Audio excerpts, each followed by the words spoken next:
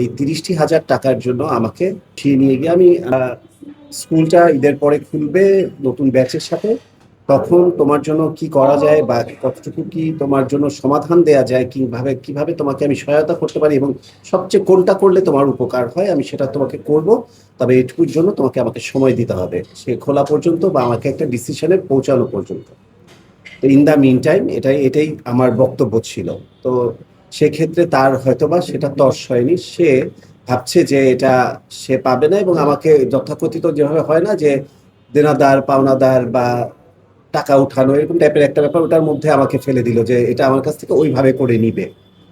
তো এইভাবে করে নেওয়ার জন্য এই নাটকটা, চিত্রনাট্যটা সাজিয়ে এই মোব সৃষ্টিটা করা হয়েছে। সেটা নেয়ার জন্য মাত্র এই ৩০,০০০ টাকার জন্য আমাকে এরকম করে ডেকে নিয়ে আমাকে উঠিয়ে নিয়ে গিয়ে আমি আমি সরল বিশ্বাসে বিশ্বাস করেছি। কারণ না কোথাও চুরি করেছি, না কোনো ডাকাতি করেছি, না কারো কাছে হাত পেতেছি, না কারোটা মেরে খেয়েছি। এটা আমার ন্যায্য অধিকার, আমার স্কুল, আমার স্কুলের ফিস ভাই। এটা আমার কাছে যে ভর্তি হবে, পৃথিবীর যে কারো কাছে যেই ভর্তি হোক না কেন, তার অবশ্যই একটা ফিস আছে। আমি আমারটুকুই, আমার পারিশ্রমিক যেটা আমার আমার চার্জ, আমি সেটা চাইবই।